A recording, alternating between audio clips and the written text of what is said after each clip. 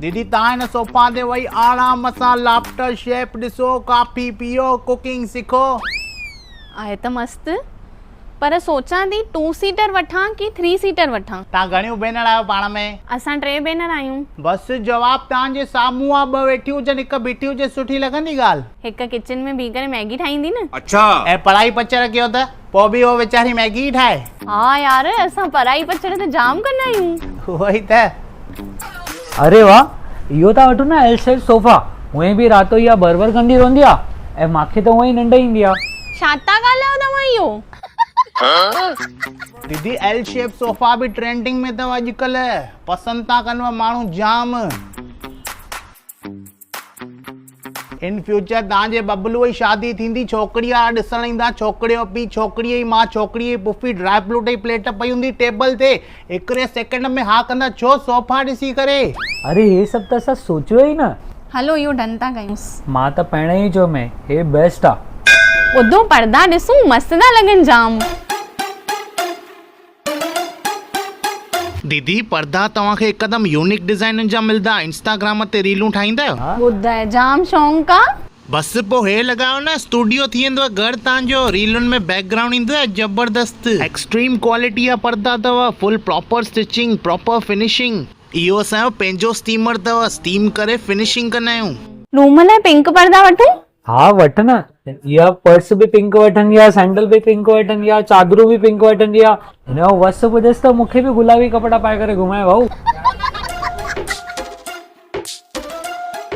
जंहिंजे करे जेको असांजो फ्रेम वर्क वग़ैरह थींदो आहे ऐं सोफ़ा जो जेको एंगल ऐं स्लोप मेंटेन करिणो हूंदो आहे असांखे, जंहिंसां तव्हांजी जेका बॉडी पोस्चर जे हिसाब सां तव्हांखे बैक में प्रॉपर उहा सपोर्ट मिले ऐं तव्हां वधीक टाइम लाइ सोफ़ा ते वेही सघो ऐं तव्हांखे कंफर्टेबल लॻंदो उहो सोफ़ा उन वजह सां। सेठ, असांखे हिन शइ ते मैट्रेस ते ख़र्च करणु खपे, असां ख़र्च था बचायूं। अंबानी अदानी एॾा पैसे वारा आहिनि, 14 कलाक कमु था कनि, कीअं?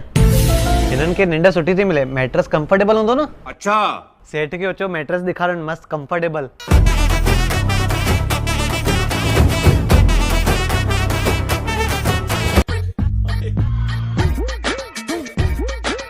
सर हिते तव्हांखे जेके भी मैट्रेस ॾिसण मिलंदव न, उन्हनि में असां HR फोम या लेटेक्स फोम यूज़ कंदा आहियूं, जंहिंजे करे क्वालिटी इन्हनि जी हिकदमि प्रीमियम मिलंदी आहे। खर्चन वारी मुंहिंजी घण वारी खर्चन वारी।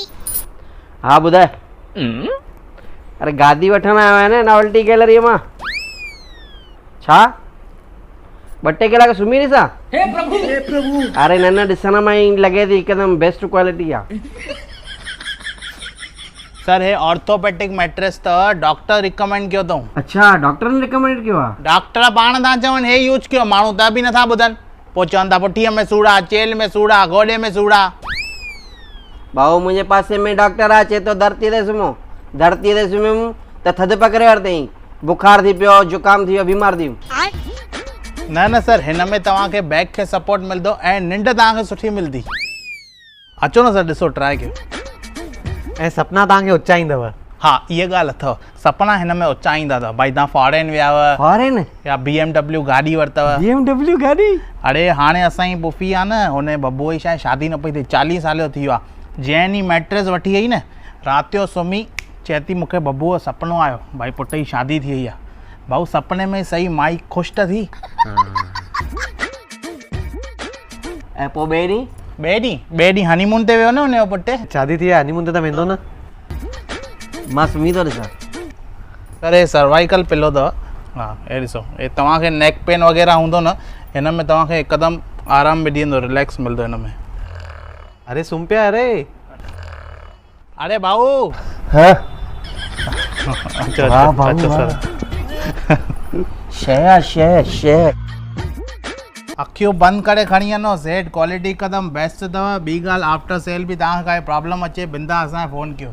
हो शइ ॿार होटल में वञनि था न त उन्हनि खे लग्ज़री फीलिंग थी अचे।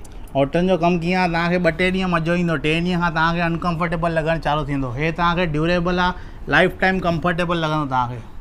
कटे सटे हिकदमि शइ सही आहे न? बसि हलो इहो फाइनल थियो आहे, पर डिस्काउंट लॻाए करे मोकिलिजो।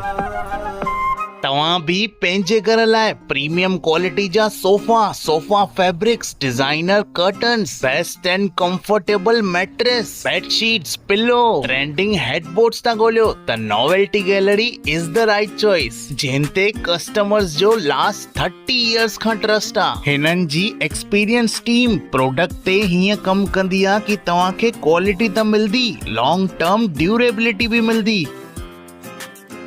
नॉवेल्टी की पूरी टीम लास्ट 30 ईयर से अपनी पूरी हॉनेस्टी, कमिटमेंट और कंसिस्टेंसी से काम कर रही है हमारे सारे रेस्पेक्टेड कस्टमर्स को एक बेहतरीन सर्विसेज और क्वालिटी देने के लिए।